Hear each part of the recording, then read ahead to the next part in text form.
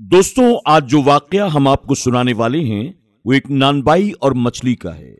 मछली के पेट से ऐसा क्या निकला जिसे देखकर आप भी हैरान रह जाएंगे।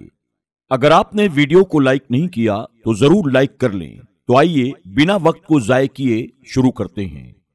ईरान के एक बादशाह की आदत थी, वो रातों को अपना भेष बदल कर निकल जाता था ताकि अपनी रियाया के हालात को मालूम कर सके। लोगों के हालात को वो खुद अपनी आंखों से देख सके कि उसकी रियाया में कौन लोग खुश हैं और कौन लोग नाखुश हैं। एक रात बादशाह फकीराना लिबास पहनकर महल से निकला और बाजारों में घूमता फिरता एक नानबाई की दुकान के करीब से गुजरा। दुकान के अंदर रोशनी हो रही थी। बादशाह ने चुपके से अंदर की तरफ झांका तो क्या देखता है कि नानबाई मुसल्ले पर बैठा हुआ दुआ मांग रहा है। उसकी आंखों से आंसू बह रहा है और वो अपने रब की बारगाह में यूं अर्ज कर रहा है, ऐ मेरे परवरदिगार, तू ही हमें पैदा करने वाला और पालने वाला है। हमें हरदम तेरा ही आसरा है। हम तुझी पर भरोसा करते हैं। तू बड़ा कादिर और हिकमत वाला है। तू जो चाहता है वही होता है। हम तेरे हुक्म के आगे अपनी गर्दनों को खम करते हैं, तेरी रजा पर राजी रहते हैं। नानबाई बार बार यही अल्फाज दोहरा रहा था।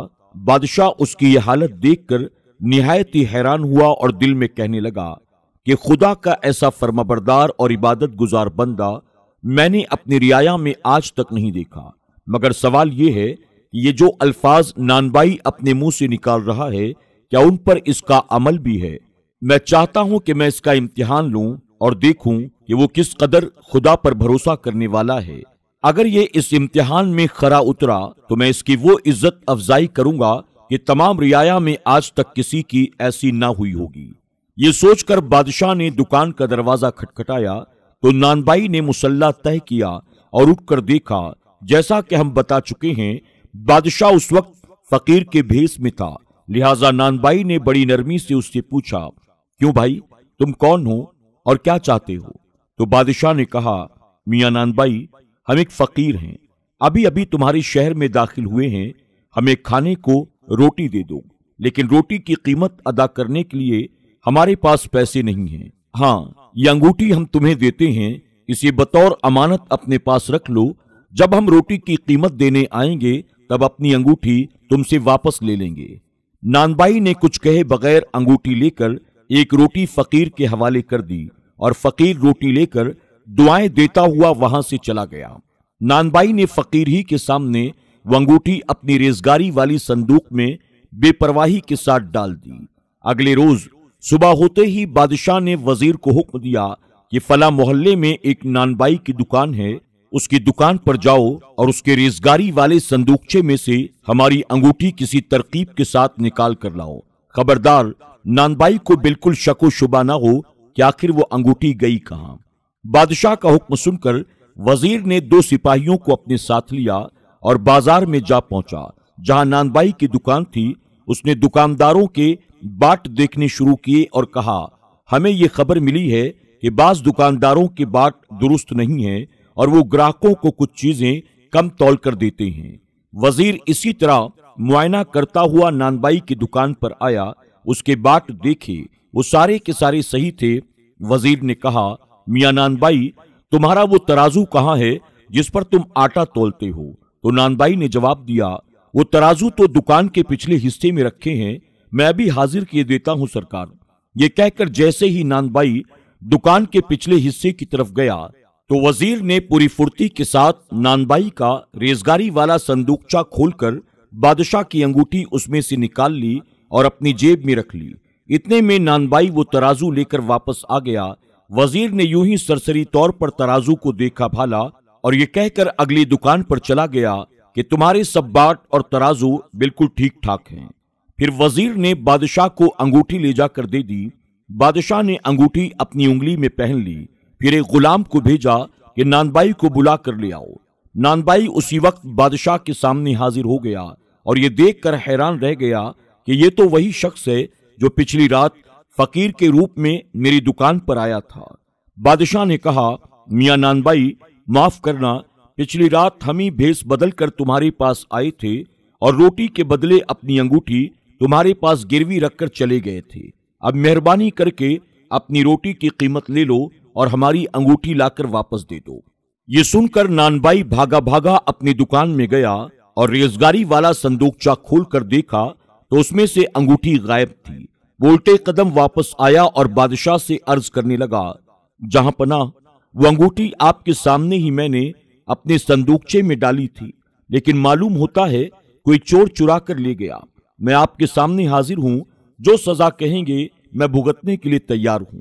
नानबाई की बात सुनकर बादशाह ने गुस्से से कहा, क्या अंगूठी नहीं है? जरूर तुम झूठ बोल रहे हो। देखो, 10 दिन के अंदर अंदर अंगूठी पेश करके अपनी रोटी की कीमत ले जाओ। अगर इस मुद्दत में तुमने अंगूठी पेश नहीं की तो तुम्हारा सर कलम कर दिया जाएगा। अब तुम यहां से जा सकते हो। नानबाई ने कहा, खुदा हर शय पर कादिर है और मुझे उसकी जात पर पूरा भरोसा है, वो मुझे रुसवा नहीं करेगा। इंशाअल्लाह आपकी अंगूठी मैं 10 दिन के अंदर अंदर पेश कर दूंगा। ये कहकर नानबाई ने सलाम किया और वहां से रुखसत हो गया। बादशाह को नानबाई के इत्मीनान और सुकून पर बड़ा ताज्जुब हुआ। वो सोचने लगा, अंगूठी तो मैंने अपनी उंगली में पहन रखी है, फिर 10 दिन के अंदर अंदर ये आदमी भला वो अंगूठी कहां से लाएगा। इस बात को 8 दिन गुजर गए। नानबाई ने अभी तक अंगूठी पेश नहीं की थी। 9वें दिन बादशाह शिकार करने के इरादे से जंगल की तरफ निकला। एक हिरन के पीछे अपना घोड़ा डाला तो सीधा दरिया की तरफ चला गया। बादशाह ने उस हिरन का पीछा किया। ऐन दरिया के किनारे बादशाह के घोड़े ने ऐसी ठोकर खाई कि बादशाह कलाबाजी खाकर सीधे दरिया में जा गिरा।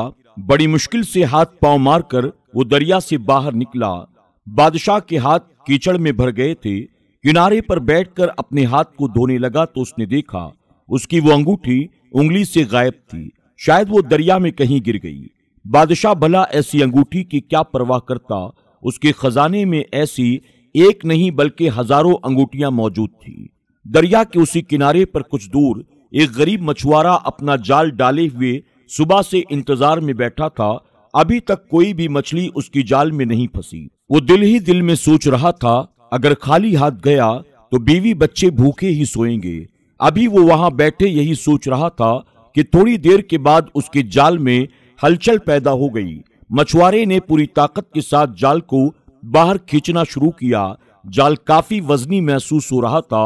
वो खुश था, आज तो बहुत बड़ी मछली फंस गई। जब जाल दरिया से बाहर निकाला तो उसमें 2 बड़ी बड़ी मछलियां तड़प रही थी। मछुआरे की खुशी का कोई ठिकाना न रहा।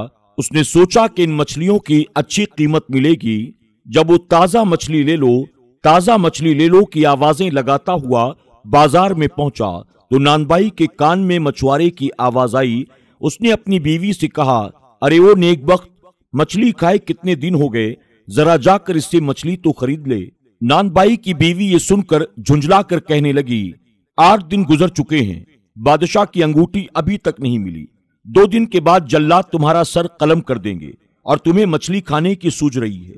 बीवी की बात सुनकर नानबाई ने कहा, अल्लाह पर भरोसा रख नेकबख्त, अगर मेरी जिंदगी बाकी है तो अंगूठी जरूर मिलेगी और दुनिया की कोई ताकत मेरा सर कलम नहीं कर सकती।